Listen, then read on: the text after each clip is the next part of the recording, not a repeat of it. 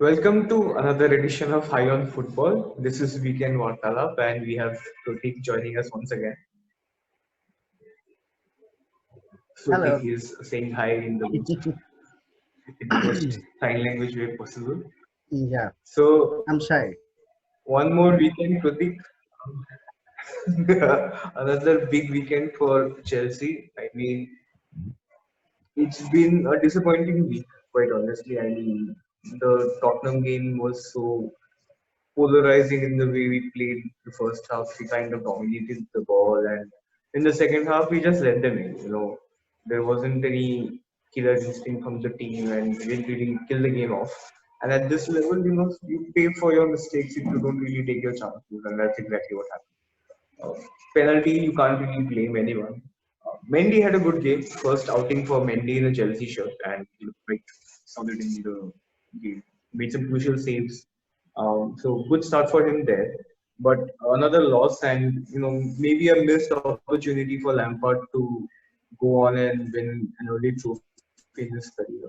But do you think any reasons to be worried about? Because quite frankly, there has been this huge uproar in the Chelsea community, and I don't know who these younger fans are who are like asking for the coach's head after 3 games, and criticizing players like Mason Mount for missing a penalty that could have been anyone, quite frankly. I mean, Mount has been so immense for the team, and his impact is there for everyone to see. So, quite strange and reactionary in terms of the fan group that is asking for these sort of changes. But do you think there are any, causes for concern in the Chelsea camp right now? Well, causes for concerns, obviously, yes. I wouldn't see too much into the Tottenham loss, though it was a bad one. And you correctly pointed out that we had the first half by its neck, but in the second half, we failed to, one, create chances and then, go after them ourselves. And we kept it too late in the match to, try and salvage anything from it. I don't see too much into the Mount penalty miss. As you said, it could have been anyone. And I also don't see too much into Chelsea losing so early in the Carabao Cup and all. I mean, you're right that it could have been a trophy opportunity for Lampard, but it can be a boon in disguise as well because it's already a very very busy season schedule for all of the clubs, and I think we can maybe do better without Carabao Cup in our schedule. So I don't see too much into it, but what I see very much into, and as you talked about the impatient fans talking about Lampard's head already, I think that's quite premature. And yeah, well, youngsters these days, apparently have patience less than even Roman Abramovich himself. So I don't see any warning signs as acute as that we have to get rid of Lampard and stuff like that. I mean, this is going to be a testing season for him, definitely. But whether or not he deserves to continue in his role, I think we should only jump to those conclusions after the season is over. Because, yeah, 1-2 matches go a long way in deciding a long season, but they are not the end of the story. And obviously, we haven't really played with our full team yet. So a lot is left to be seen on field from Lampard's boys as well. So yeah, not the perfect start to the season, of course. I mean, it could have been much better. And yeah, I mean, both of us were talking about demolition of West Bromwich Albion last Saturday before they were scheduled to play Chelsea, and that obviously didn't happen. So that was a letdown, as far as Chelsea's expectations go. But I think most of this criticisms actually come from the brilliant transfer window that they have had, and this is the necessary backlash from not only Chelsea fans but fans from other fans of other teams as well. I mean, who have tried to kind of exaggerate what the situation is rather than take it in perspective and see it as a new team trying to bond with each other. So yeah, not the best of times for Chelsea, not the best of times to be a Chelsea fan as of now. But I don't see alarm bells ringing per se as soon as now in the season. As for Mendy, I mean, yeah, I liked him in the Tottenham game, and more than him making a few good saves and all. I'll tell you about the feeling I had watching Mendy on the goal, like as our goalkeeper. That it was finally like feeling normal, that normal chair. Matlab, finally we have a goalkeeper who does what he's supposed to do, like not letting silly goals hit. so so that was like that was Wasn't that refreshing? it was refreshing, yes. I mean, come on. Okay, finally, we have a goalie like who does the job as Nick Pope does for Burnley, or as as anyone you take from any team in the league, like as Alex McCarthy does for Southampton per se. So that feeling was a feeling of relief. I mean, it really was. Now to see how Mendy fares over the season is something that is left for us to watch and learn together. But yeah, good start from him. Good start from him. And finally, we have been able to replace Kepa in goal, which I think is a huge plus for Lampard.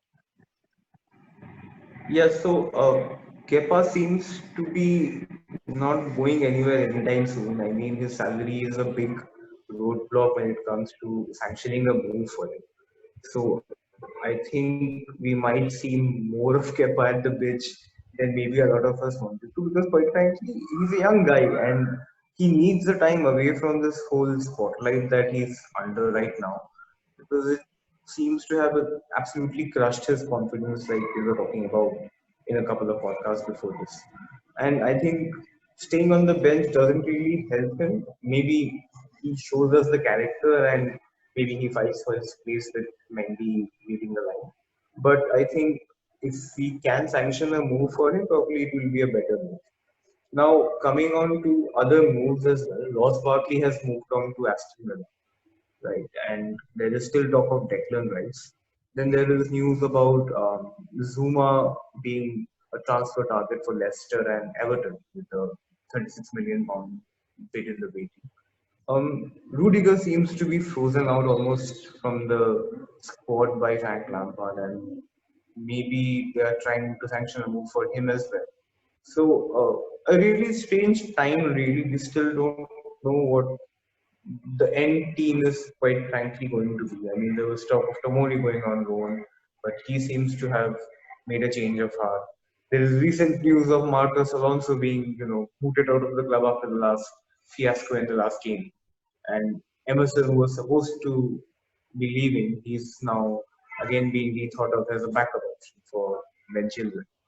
So lots of decisions there to make, and then of course there is this huge news about Callum Hudson-Odoi and how Bayern have put in a loan bid with an option to buy the next year, and it is apparently serious news.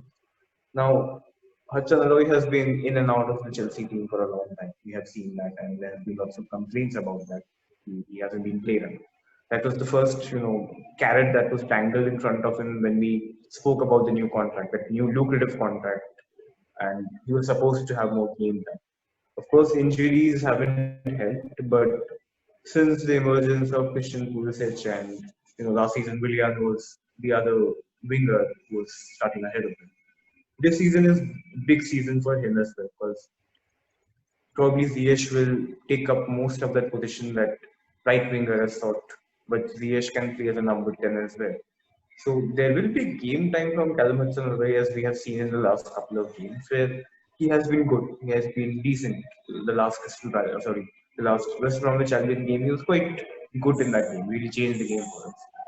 So, you think there is something in the news about him going to Bayern, or is it more about something that has happened inside the camp and maybe Lampard just doesn't fancy him, as a character? Like I remember when once upon a time Mourinho came into the club and Hernan Crespo used to be in the squad rookies, and the first meeting that Mourinho had, Crespo came late. And immediately he was shipped out to AC Milan. No talk, nothing doing. It was just the coach making a statement about how he wants to run things.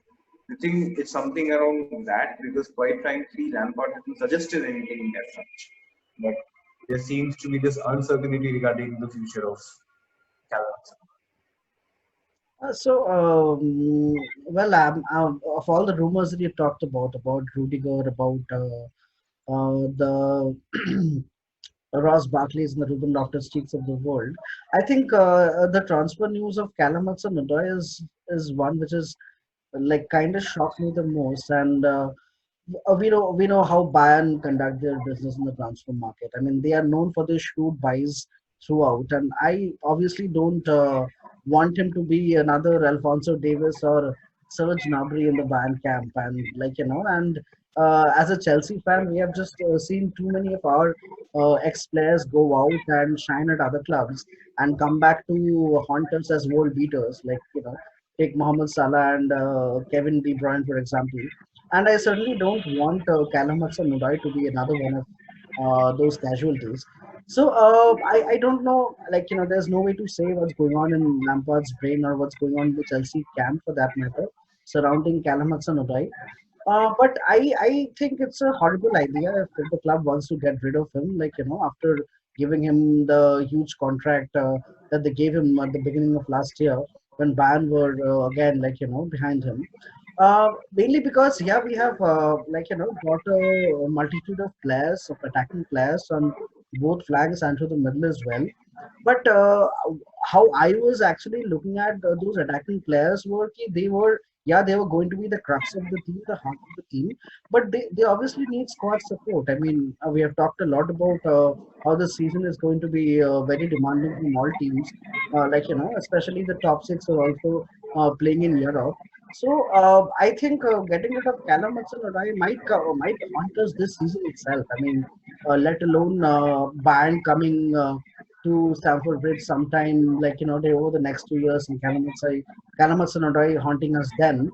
I think it's going to it's going to haunt us later this season itself, because like you talked about Ziyech on the right flank, Lampard's 11 this season um, as it evolves over the season. But we don't really have a replacement, for Ziyech on the right hand side, as we have seen in the Chelsea squad over the past three matches. I mean, Lampard has tried Havertz over there, and he did not click as much. I mean, Havertz has been seen playing his best football in England from the number 10 position, which even I think really suits him. And I was actually looking at Callum Hudson-Odoi as an impact substitute all through the season. Whenever we're in need of goals and that spark from each of the flanks. He did a brilliant job against West Brom, and I think it was a lot down to him to the final scoreline that we achieved. Otherwise, it would have been all 3 points lost. And he also played quite a good role in the Tottenham match as well. So yeah, he's young. He's not a finished product, but he should be staying in the Chelsea squad. He should be there and thereabouts throughout the season, because we need someone from the bench as well. I mean, the three players that we have, three designated players, cannot last Lampard the entire season. I mean, yeah, Pulisic has been known to play in the right flank, but more as a winger rather than the inside forward that Lampard generally prefers, which is why he got the left-footed Ziyech there. But not only on the right flank, I mean, Callum Hudson-Odoi does a decent enough job in the left flank as well, and I think he would be a big loss for us. As for Rudiger, I mean, look at 27. If you're not the first choice at a at a big club, then you should obviously looking to move to another club which will give you opportunities to play, because you're obviously at your prime. And I think we're all sure that Lampard has lost his faith in the defender. So, Rudiger, I don't mind much because we already have three young centre backs in his place, like Christensen, Tomori, and we have Malang Sar too, and obviously Kurt Zuma. Kurt Zuma, I don't think they're going to let go so soon. I think they're going to watch him for at least 6 months, and that's the news from the Marina camp as well. I think it will be a good opportunity for these youngsters. I mean, though they have been erratic over the past, it will be a good opportunity for these youngsters to learn from Thiago Silva himself, the legend himself. And that actually worked a great deal for the youngsters at Paris Saint-Germain as well. Like Marquinhos talked about his stellar role in him becoming a better defender, and also Presnel Kimpembe, who has come up as first team fodder for Paris Saint-Germain from out of nowhere, like from their academy, and much is actually attributed to Thiago Silva's presence in the club. So I think that works out well for our defenders as well this year, and I'm looking forward to how the defenders actually come up under his stewardship. Uh, as for Ross Barkley, I think he had his chances over the past 2 years. I mean, he was the up and coming star at Everton, but then he had lost track of his career at Everton itself. But Chelsea gave him a fresh start, and he was as a youngster, as an English youngster, he was given 2 years to try and cement his place in the team. But obviously, Chelsea didn't think he was going to be a long-term option for them, which is why there were so many players who were bought in his position. So yeah, as I was saying that Ross Barkley had already got more than enough chances to prove himself, and he hasn't really come good per se. He has had flashes of brilliance. He has been good with goals scored from time to time, but is that good enough for a top six club like Chelsea? I don't really know.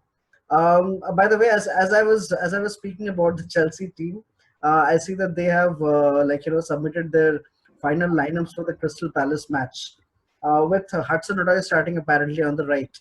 So basically, I think this is a good news shape from Lampard as well, with a clear number 10 in Havertz in there, Abraham beginning on front, Werner and Hudson Odoi on both the flanks, to a double pivot of Jorginho and Kante, Thiago Silva and Zuma in central defense, and Aspilicueta and Chilwell on the left back and right back roles, and obviously Mendy starting at goal. So yeah, I mean, from at least this one, I think Hudson Odoi would not be going, and that is what I always vouched for.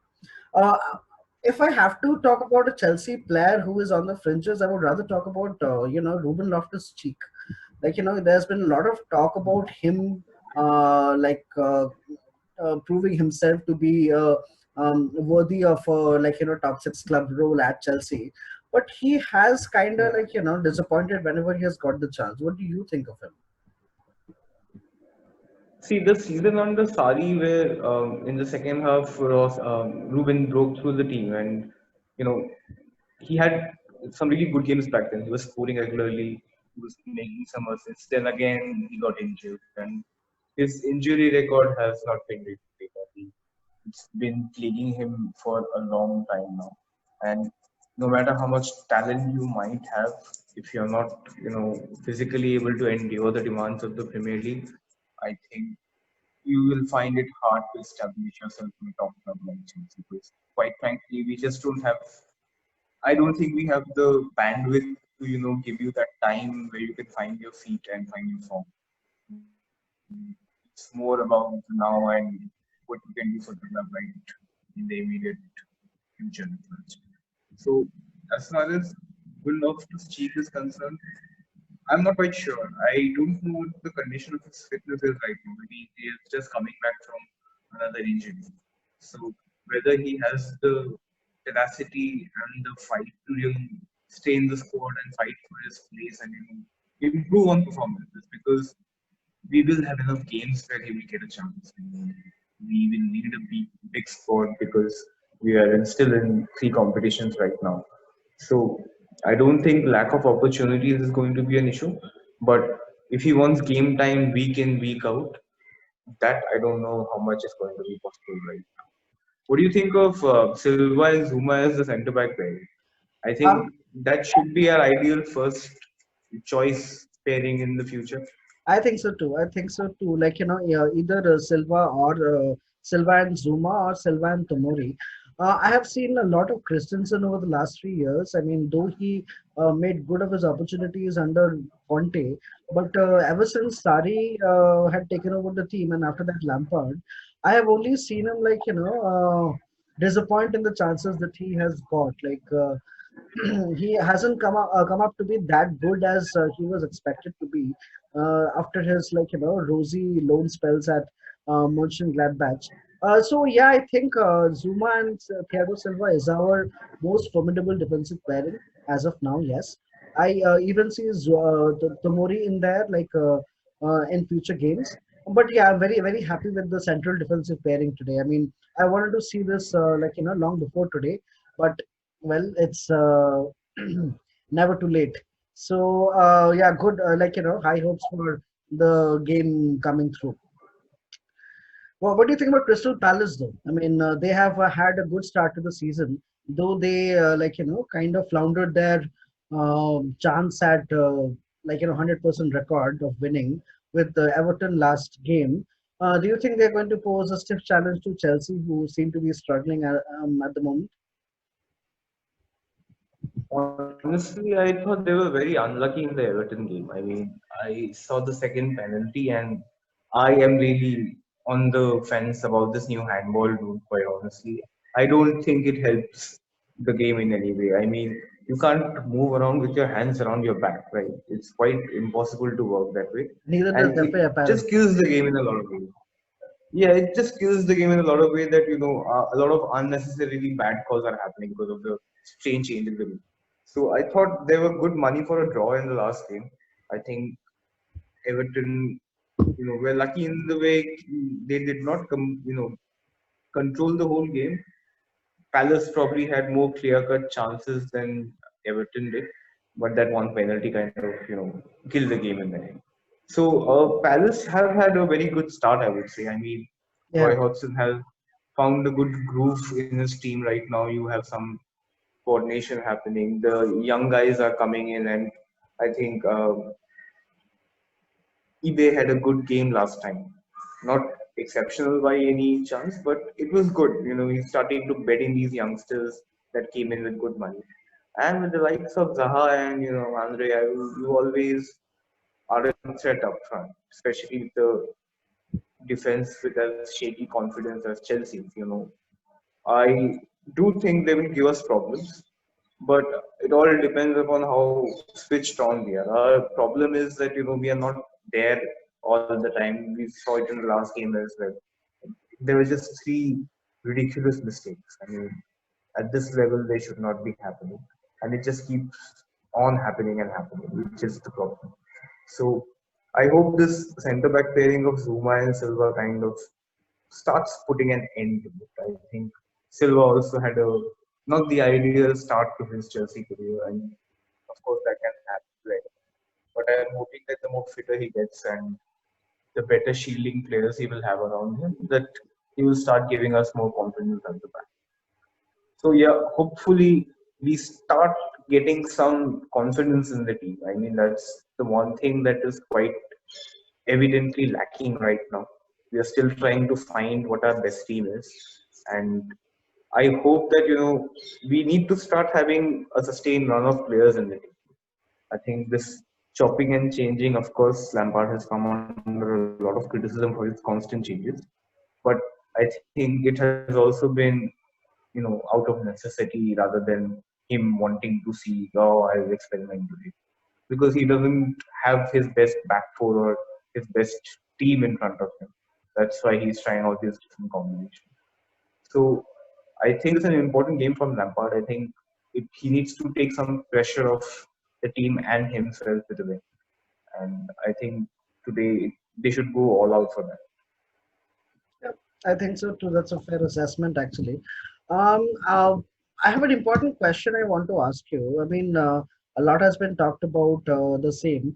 Lampard and even the Chelsea players have also talked about that as being the main reason for them not gelling well over the past few weeks. That they are still in that pre-season mode rather than side who know what their strengths and weaknesses are and going for the juggernaut. So, do you think, it is in this game that we finally see a Chelsea 11 and a Chelsea gameplay sort of come together, or would it still be would we still be looking for our best foot forward? What do you think? What do you expect from the game today? Quite frankly, I'm still not sure that this is the best team out that will put forward in the next couple of games. I mean, you have Warner playing on the left, you have Cho playing on the right. Warner seems to have, we are not sure of what Warner's best position is right now. Kai Havertz has been playing in the number 10 role in the last few games. So we need players to have a sustained run in a particular role for a couple of games for us to really figure out, okay, this is the team, this is how we play, and this is how things are going to be in the future. Now, talking about not having a good preseason, of course, you need games to really get into the match fitness as possible. But I don't think the criticism comes from that. The criticism is also the fact that other teams also haven't really had a preseason. So everyone's struggling. That's true. If you look at Man City, they lost big to Leicester. United haven't looked great, except for Liverpool and Arsenal. Maybe a lot of other teams have found it difficult to get into some sort of rhythm as such. But we have a big players to come back. I mean, I hope we get to see some of Christian Pulisic today. He's on the bench, I hope, and hopefully we'll see some minutes out of him as well. And there is Hakim Ziyech to come back in the next game, hopefully, which will be post the international break. So gives them some time to recover as well. But I think this game we need to get a positive result going into the international break. You don't want to have that hanging. We'll be what? We are currently ninth in the league table, and maybe 3 points would help us move closer to the top four. You want to start getting up the table 4 games into the league. You need to start having some games going to it. So I know we haven't really played badly, but we haven't played well, as well as we know we can. And we need to start finding the right team that will help us.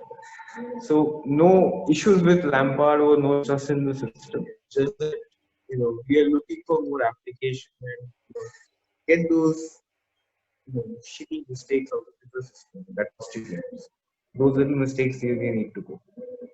But very interesting thing you talked about, like you talked about Warner on the left, and apparently us still figuring out what his main position, what his desired position on the field is. Uh, Look, we all of us Chelsea fans know that Warner was predominantly bought as center forward, right, to gap the hole that we apparently have there, like with Giroud and Abraham there, but none of them clearly, like favored to carry us through the season as a number nine.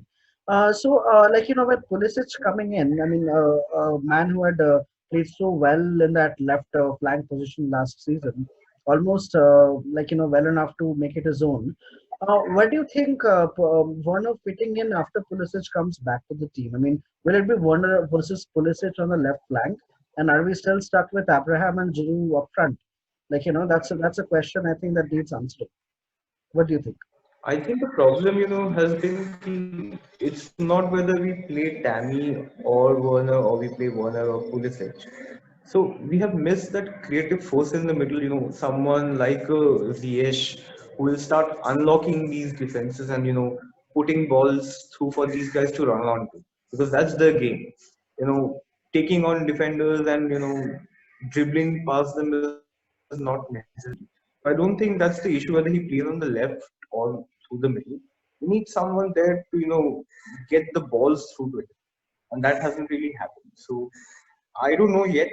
I think Havertz and Warner are yet to, create that combination play that we somewhat saw with the him and Danny in the Carling game. But I think you need those creative players to take more impetus on themselves to, create more chances for you. That's when you will see the best of Warner and the likes of Pulisic. Okay, quick score prediction for you today. Uh, Look, I have gone back to my old Chelsea jersey for better luck. We have just been not lucky at all in the last couple of games.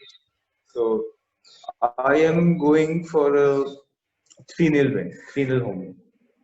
Channel I Chelsea. think we need a clean sheet. Yeah, I think 3-0 to Chelsea, we need a clean sheet.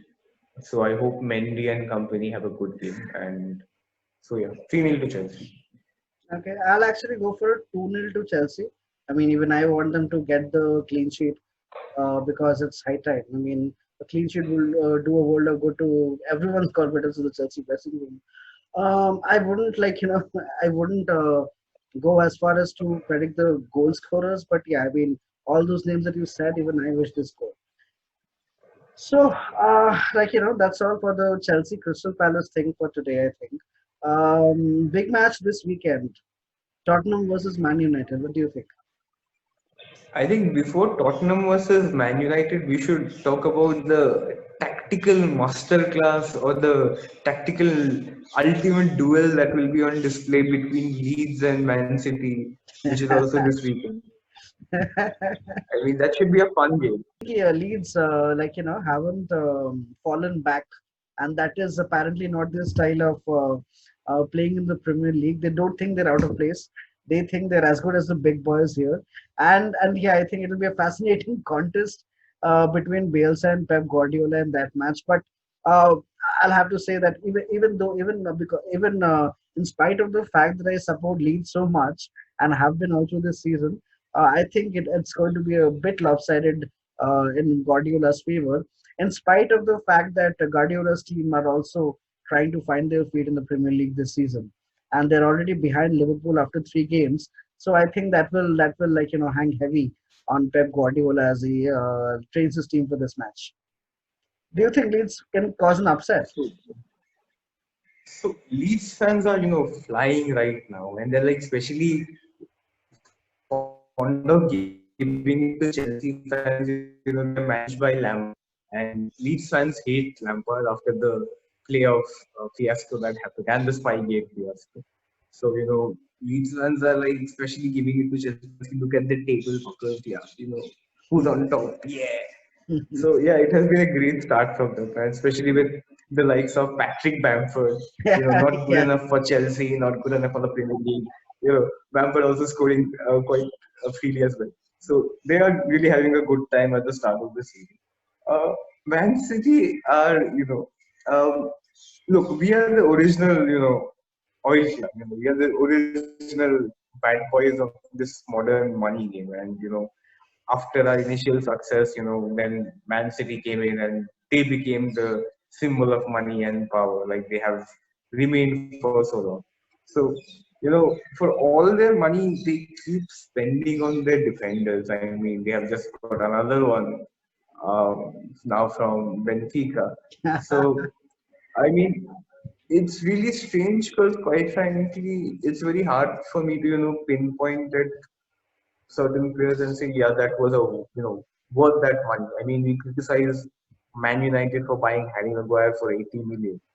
I mean, Man City also do overpay a lot on their defenders, and they just got Nathan Egg. Laporte is in the system. Then there is Garcia. There are the players. It's never quite assured as far as the back line is concerned. And Jamie Vardy is, of course, a great striker, but he just flies through them like a butter knife. It was just so easy in the last game. So big areas of concern for Guardiola there, but they have got quality. They have Mahrez and others. So I think quality-wise, they just might nick this one. I think Leeds will give it a good go. I think it will be quite a good scoring game, but I think City will much. But there's one thing which we saw Olympic Lyon exploit earlier, and then again Leicester City exploited the same Achilles heel in their in the Man City team even last weekend. I mean, it seems as if you play one incredibly fast and pacey hitman up front, and you keep defending deep throughout the rest of the match, you do get chances against this Man City team. Do you think Leeds are going to knowing Bielsa and the kind of opponent spying, if I might say, he does before every match. Do you think he's going to try to exploit that weakness of Man City, or is it a weakness of Man City according to you? Look, Man City, Liverpool, they all play a very high line as we have always seen in the last 2 years. I mean, that has been how they have been playing, and that's what really helps their attacking philosophy as much. Playing that high line leads to a lot more chances being created. If Fernandinho complement Laporte kind of compensates for Fernandinho's lack of space, similar to what Kyle Walker does on the right. The problem is Kyle Walker hasn't been having the best of games. The left back situation is not that great right now as well. Mendy hasn't convinced anyone to be fair. He's good left back, but just not consistent enough. So Man City also have a lot of questions around their back four right now. I think we'll have a better idea how good or bad their defense is and how much really does he need to change that system that he plays at the back. Because I don't think he's going to change that high line anytime soon. That is just the way modern managers like to play. So it's more a question of personnel, the right personnel fitting in the back rather than him changing that style. But like you pointed out, Bielsa is notorious for his attention to detail.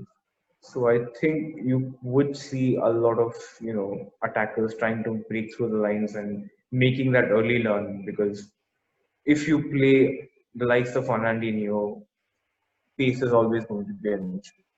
Something that Wadi exploited so well in the last game. So And hopefully also, it I will be a think good game. I mean, I just hope it's not one-sided at all. I don't think it will be one-sided. Also, the way Man City play used to work really well when Fernandinho was at the peak of his powers. He played a very important role, sweeping everything behind the attacking players at front, and he used to actually shield the defense from all creeping and dangerous balls behind them. Uh, I think even he has lost some of that prowess, and which is what actually City are feeling at the back as well. I mean, I think that has gone a long way in them not being able to defend as well as they had 2 seasons back or something.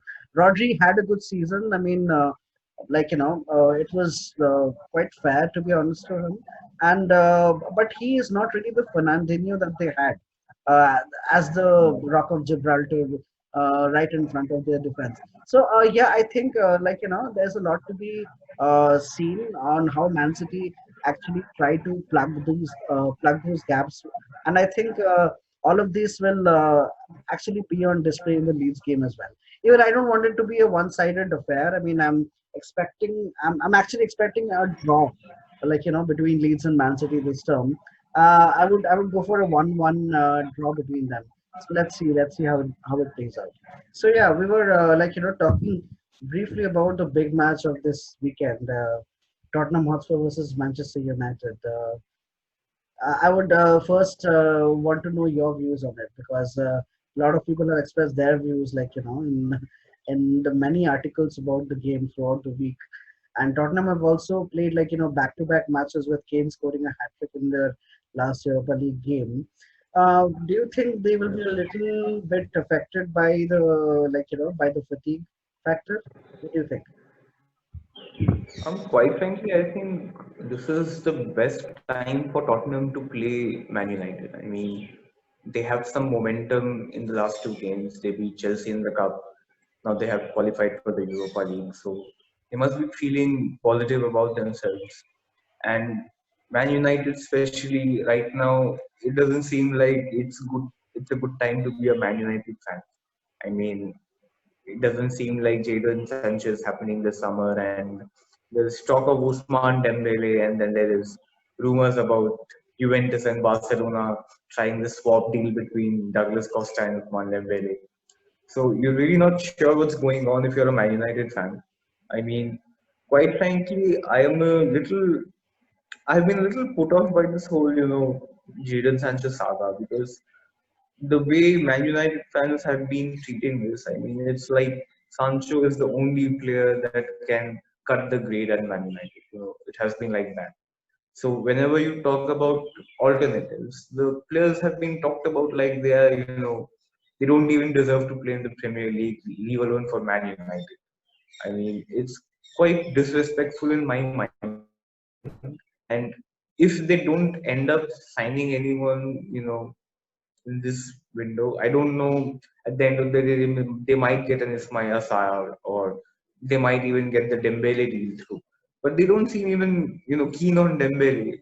I know the board is trying to do the deal, But if you hear the fans, if you look at all the fan channels that are there on YouTube, it's like Sancho is the only player that can make them better. That's the thinking, and I don't know where it comes from.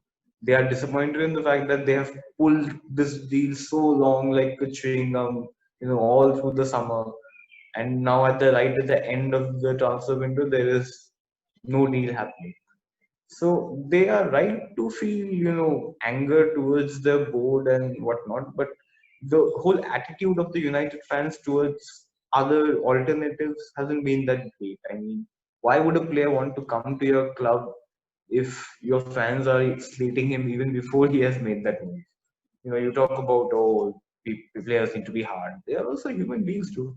I mean, I wouldn't want to go to a club where the fans are like, oh, he doesn't deserve to play.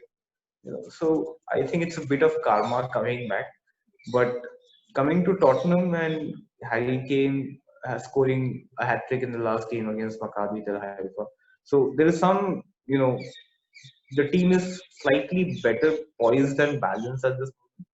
I think Sergio Regulon in the last game had a good game. I mean, got skimmed a couple of times, but really gave it a good show. And so I think I fancy Tottenham in this game, to be very honest. I think they will make it hard for the likes of Bruno and Pogba to, play their game, which requires a lot of space and the ball.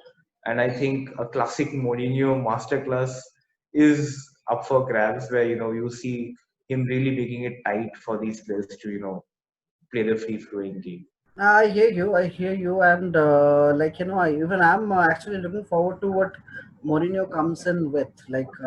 As I said, it is a very good time to play Man United, and even those rumors about Osman Dembele. I don't know if you have heard, but the Barcelona sporting director has come out and said that that's not really going to happen because they haven't received any bids for Dembele, so to speak. So yeah, a lot of uncertainty there on the transfer front, and I think a lot will take shape as we approach the transfer deadline through this game week.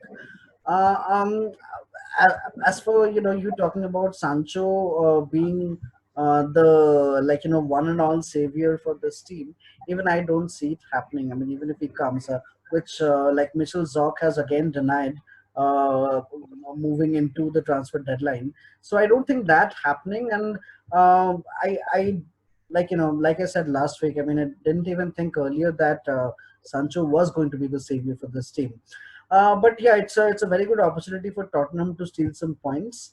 But what would you say about all the penalties that Manu keep getting uh, before or especially after this new handball rule, and Bruno Fernandes always being there to start it home. So that's always a possibility. I mean, that can happen, but I see this Tottenham team in good shape coming into this match. But yeah, I think fatigue will definitely affect them a little. But will that be enough to pull them back from a thumping beginning of season win against Man United? Good contest to watch. I would rather give Tottenham a 2-0 win, but that's only me. I mean, I'm feeling optimistic this week for Chelsea and for all other teams as well. Yeah, I was saying that Mourinho will be really up for this game. I mean, Man United, be it Man United or Chelsea, he has this extra motivation against these teams. So I don't think, fatigue or no fatigue, he will want a win. He will go for a win in this game. Hard fought win, but he will try to get the 3 points as much as he can. But I think from Chelsea point of view, I think I will rather take a draw. I wouldn't want either of these teams to gain much confidence on this game, and maybe a draw would be a fair result. Considering the talent on both sides, I think 1-1 or a 2-2 draw would be more likely. Okay, I guess we'll see. Touching upon some other matches that are coming up, there's Everton Brighton. That's going to be a good contest. Brighton has High flying Everton. high flying Everton. Yes, Brighton has looked good in the beginning of the season, but without points to show for it. So I think they will be like ultra pumped up for this game. But yeah, Everton are high flying and they are like expected to win. I would go for a 2-0 to Everton with this one. What about you? Yeah, I think I agree there. I think Everton are in really good form, and the midfield seems to be playing really well with Lewis scoring a lot of goals out there. So I think, yeah, comfortable win for Everton there. I have James in my fantasy team this week, so I Oh, even hope I do. he gets a Even I couple of do. matches. So hoping that he gets a lot of assists in this game. But yeah, Brighton will make it difficult. Brighton are not a easy team to break down, and we haven't really seen James being troubled by the physicality of the league yet. He has not been in the eye of the storm as much, being paid that much attention. I think slowly but surely that will start to change, and you know, coaches will make sure that there is some extra attention on a player who's caliber. So slightly more hard fought, but I think it will still be an Everton victory. Okay. 2-1 to Everton. Okay. Next up is Newcastle Burnley. I can't see past Newcastle in this game, though Burnley are always a surprise candidates for an upset. So I would go for a 1-0 win in favor of Newcastle. What about you? Burnley's form hasn't been that great, to be honest. They have had a very sketchy beginning to the season. Newcastle have had some bright sparks early in the season, so I think it will be a draw, actually. I think both teams are not yet in the best shape that they can be. They are also trying to figure out what the best way forward is, and I think Burnley under Sean Dyche is not the easiest team to break down. So I think it will be a tight game. I think a draw there, a 1-1 draw. Okay, okay. Moving on, we have like two routes, two possible routes, at least as I see it. It's Leicester, high flying Leicester versus West Ham United. Though West Ham actually stunned a lot of pundits, including our predictions last weekend by winning 4-0 at the Wolves. But do you think they have enough in their team to topple good looking Leicester City? It has been a strange season that way. I mean, there have been some really uh, not yeah, there have been upsets and some strange score lines as well. So I'm not sure really. I think Leicester had an excellent game last time. I mean, if they turn up in the same way, and the only problem is, can they repeat that intensity that they had in the last game against a West Ham team, which you don't really know who's going to turn up on the day. They are so inconsistent themselves. So I still back Leicester to kind of sneak out a win here. I think a 2-1 or a 3-1 victory to Leicester. I think West Ham are just too inconsistent, and I hope we have created enough doubt in Declan Rice's mind so that he's like taken out of the team and put ahead. We are we are going to have Even I a would go chance for for a leading. 2-1 or a 3-1 there for Leicester. The other route I was talking about was Southampton, West Bromwich Albion. Is this the game that Southampton, start off their good form with? Or is this a game where West Bromwich actually carry on the confidence they got from last match and pose Southampton some problems? Let's say. Well, if you're a West Brom fan, you would have said the last game was 2 points dropped. After being It three was. nil up at halftime, to end the game at 3-3, they will feel they probably dropped 2 points. But yeah, they are not a bad side, but I don't think they're the greatest side in the Premier League either. I mean, quite honestly, they did well to take the chances that were presented to them in the last game. But in terms of pure creativity, I am not sure they are the most well equipped side in the league. And having said that, Southampton have they have a good forward thinking manager, and Danny Ings has been in such rich form. So I think Southampton will have too much for the time being. Just 3-0 2-0? to Southampton. West Brom might sneak in a goal, but Yeah, I hope Ing scores again in my fantasy team. Okay, okay. Next up is Arsenal Sheffield. A tricky one there. I mean, look, we all watched the Arsenal versus Liverpool game. What did you make of it? Uh, Arsenal also, quite frankly, I think the midfield is still very soft. I don't think they have the best midfield right now. I don't know if it might change in the next couple of days. Will they get Owa or a Thomas Partey or someone that will, just shore up the middle of the park and bring some spark in it? Otherwise, I thought they had a lot of chances. I mean, Lacazette missed, quite frankly, a couple of sitters in the game, and it could have been a very different result quite easily. They did well in midweek to beat Liverpool in the Carabao Cup, although a very youthful Liverpool side. But nonetheless, a victory against Liverpool would give them a lot of confidence as well.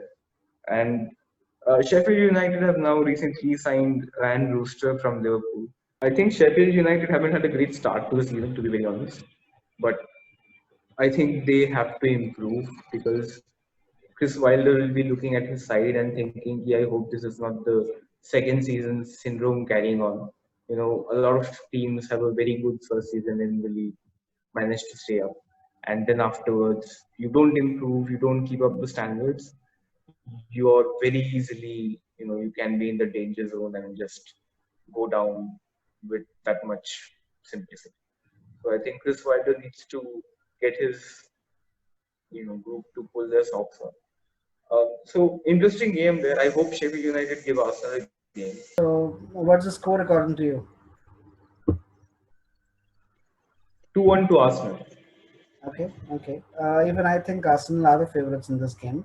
But yeah, if Sheffield lose this as well, they have a very tough run of fixtures coming up. I mean, which includes this, in fact. Anyway, next Yeah. up is Wolves versus Fulham. You think this is a chance for Wolves to, like, hit back after? Have Wolves been disappointing you, Pratik, of late? I mean, I Um, think you have this soft corner for Wolves in your heart, and results haven't been very nice and comfortable in the last couple of More than soft matches. corner for Wolves, I would say I have Raul Jimenez in my fantasy Premier League team, even this week after that drubbing. So I would say, yeah, I mean, I've always liked the team ever since they came back into the fold of the Premier League. And yeah, I do I do not rate Fulham very highly, and they haven't showed anything over the past weeks that would make me think twice about Wolves actually battering them over this weekend. So yeah, I see clear Wolves victory here. I see Raul Jimenez scoring a hat trick, obviously, because I need the points. I have been faring very badly in FPL this season, and I want to make a comeback very very desperately. So yeah, 3-0 to Wolves, hat trick for Jimenez. Yeah, I think it might be a similar scoreline. I think, quite frankly, Fulham are one of the most disappointing sides in the league this season. Quite frankly, haven't seen anything encouraging them in terms of forward play or even at the back. They seem a very ordinary side, so I don't see any surprise. Okay, so last game for the game week is Aston Villa versus Liverpool. What do you think? Aston Villa seem a much more tighter unit now. Now that they have got Ross Barkley and you have Watkins in front, and they have made some other signings to improve upon the team that only just managed to stay up last time. So I think they might surprise. We were talking about Aston Villa earlier in the season and how maybe both of us put them in contention to go down. I'm a little conflicted about that now. Now, when I look at the side and the kind of signings they have made, if they all click, I think Aston Villa will surprise a few people this season. And I think this game is probably too much for Villa to really push forward and get a result. But I think they'll give Liverpool a good game. Still, Liverpool will win. I think 3-1 to Liverpool in this one. Yeah, I mean, we have been talking about Liverpool upsets over the past two game weeks, like, one with Chelsea and one with Arsenal. So I wouldn't be daft this time and, expect an upset from Aston Villa against Liverpool. So yeah, I see a Liverpool win, but yeah, I agree with you that Aston Villa certainly looks stronger than many other teams, who are fighting it out for relegation. Yeah, I mean, they would now be expected to mount a mid-table challenge, a formidable one, and maybe even creep into a top 10 for that matter. But I think it's too early to predict that. And I think they should just take it slow. It has been a good transfer season for them. And, they have been able to hold on to Jack Wilshere. So that's almost like a new signing for them. So yeah, I mean, I have high hopes from Aston Villa this season, but unfortunately not from this match. I see Liverpool win there. I mean, around 2-0 or 3-0. I don't see Aston Villa scoring in this match. Having said that, we all cross our fingers and hope that Liverpool start dropping some points. I They mean, should. it They will be should. very hard to watch another season where Liverpool are just casually strolling ahead and winning the league without any competition. So all the other teams start waking up and scoring some points. It's high time. Get on it.